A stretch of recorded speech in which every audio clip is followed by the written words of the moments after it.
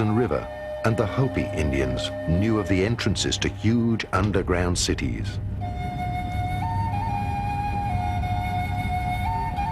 They reported that shortly before the cyclical end of humankind, the seed for the next humankind was brought to safety in the inner earth by beings, human beings with white and bluish skin and golden angelic hair, who traveled in flying saucers from the inner earth. Last century, various scientists searched for the pole openings. Accordingly, the South Pole is supposed to be the head chakra of the Earth and have an enormous pole opening. The North Pole would be the root chakra. During this century, two great efforts were made to find these pole openings and to make contact with the extraterrestrial races who built the underground cities within the Earth. The first expedition was led by Admiral Byrd before the Second World War. The second was carried out by the secret Tula organization, which pulled the strings behind the Nazis. Both expeditions were successful. Byrd discovered the pole openings during an expedition for the USA.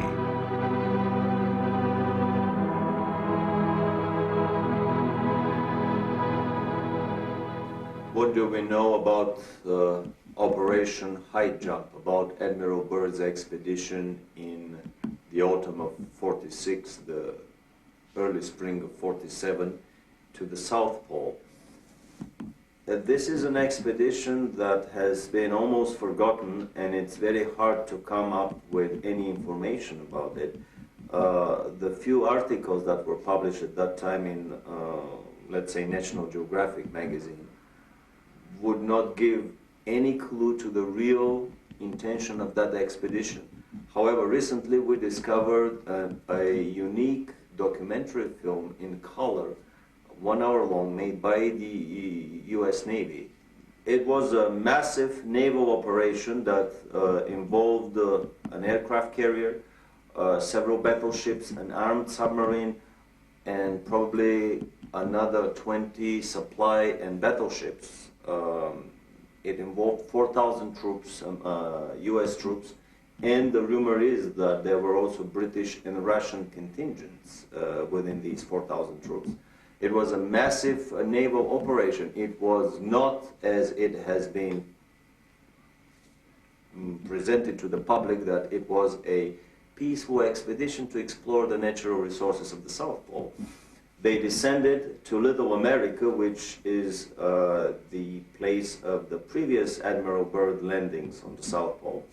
And then they started a massive overflight over the whole area of the South Pole, trying to locate the German base that was established there almost 10 years earlier. The Germans started somewhere in 1936-37, seriously exploring the South Pole, and by the time the war ended, the rumor is that they have established a massive underground colony with at least 100,000 scientists, researchers, elite SS troops, children from Hitlerjugend, young boys and girls that were to become the seed of this new and colony that was to be built under the principles of the super race selection.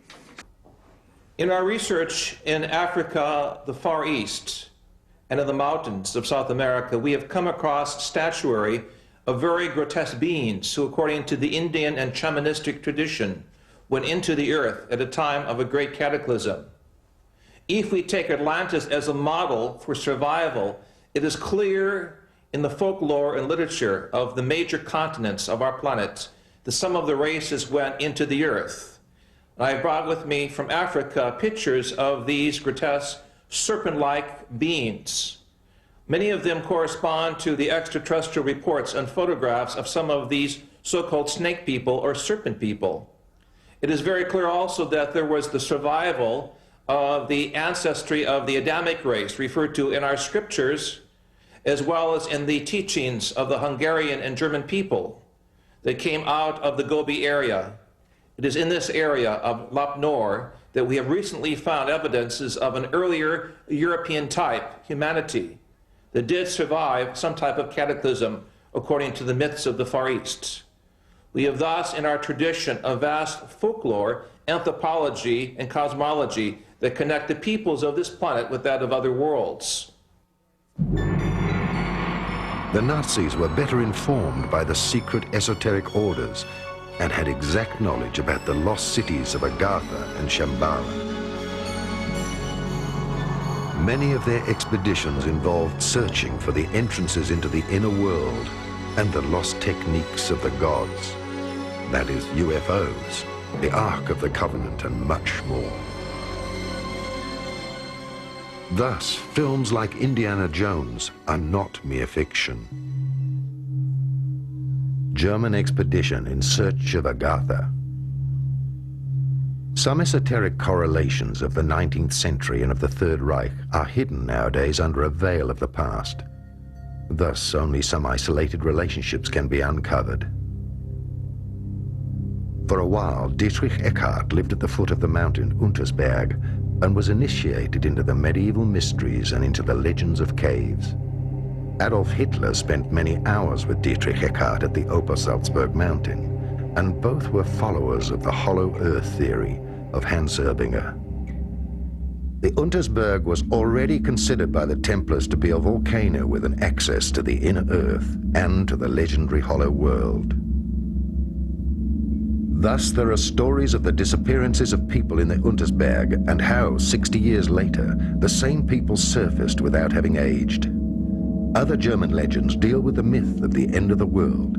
In the legends, King Barbarossa is asleep in the mountain, and after hundreds of years he rises up with his knights for the last battle at the end of time, in order to help good triumph. I'm speaking now as a scientist. I do not want to confuse subsurface temples and grottos and structures of civilizations that go down approximately a mile or two from the surface of the earth with the so-called inner earth theory. In my work in Ecuador, Peru, and Bolivia, it is clear that there are vast tunnel systems that go hundreds of kilometers under the mountains, allowing the Indian peoples to connect between national borders.